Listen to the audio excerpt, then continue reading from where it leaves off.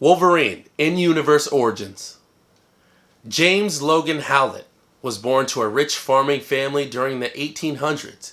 He thought he was a normal child until he popped his claws to defend his family.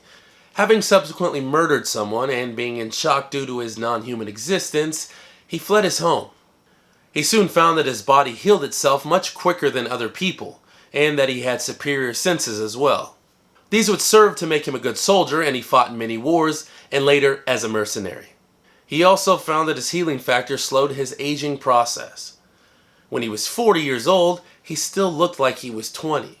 Eventually, he'd end up working for various covert government organizations, and also joined S.H.I.E.L.D. for a time. He was kidnapped by the Canadian government so they could perform experiments on him, which led to his forced placement in the Weapon X program, which was their attempt to create controllable and programmable human assassins. He escaped and was eventually found by the people who would eventually become the team leaders of Alpha Flight. Wolverine would also join Alpha Flight, which is where his Wolverine code name originally came from. Professor X would request the usage of Wolverine from the Canadian government. Because Wolverine was invited to the meeting and asked directly by Professor X, Wolverine agreed. It was the first time he'd actually been asked.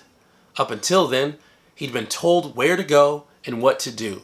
So he chose to join the person that actually gave him a choice. There was another reason he went with Professor X. Wolverine's time at Weapon X had completely scrambled his memories, and he hoped that Professor X would be able to unlock his past for him. Joining the X-Men, Wolverine wasn't a good team member. The others considered him surly at best and villainous at worst. Cyclops actively hated him, possibly because Wolverine kept hitting on his spouse, Jean Grey. Eventually, Wolverine would face off against Magneto, a mutant supervillain who can control metal. Magneto, at breaking point, forcefully pulled all the adamantium from Wolverine's bones through the pores of his skin. Ouch! Although he tried to do his best, he was no longer half the combatant he once was. His healing factor was doing double time, simply keeping him alive, so he couldn't rely on that. His enhanced senses also seemed to have disappeared. Even worse, however, was the realization that his claws were a part of him, and weren't solely made from the adamantium. He didn't remember this from his early years because he still had severe amnesia. Mentally broke, Wolverine left the X-Men for a time and wandered around. His body soon healed itself, and eventually mutated further. Wolverine found out that the adamantium had actually been poisoning his body, and that his healing factor had been working overtime just to stave off the adamantium poisoning. This is why he was mutating, because his body was finally able to. He ended up mutating so much that he was almost unkillable due to his unimpeding healing factor. But his body was essentially that of an animal. His nose was flattened, he was sprouting a lot of hair, and he'd lost the ability to speak or even understand language. Eventually, he'd have adamantium forcefully bounded to his bones once again, bringing him back to normal. This is when a lot of his memories came back to him. Wolverine and Cyclops' difference in ethics eventually caused a schism in the X-Men.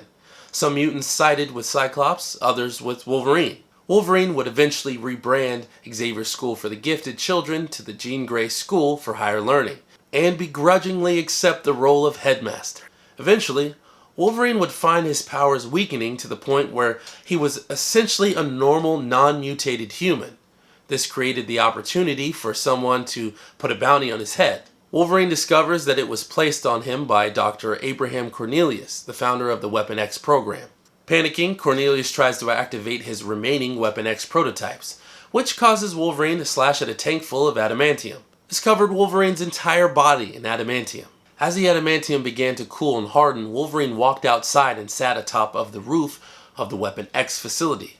Unable to rely on the healing factor to keep him alive, Wolverine dies of suffocation. He is survived by his clone daughter, Laura Kinney, and his villainous son, Dakin. Look guys, there's at least 1,500 different ways Wolverine either has or hasn't died. Pick your favorite, go with that one. I gotta go for now, but until next time, love the geek. Peace.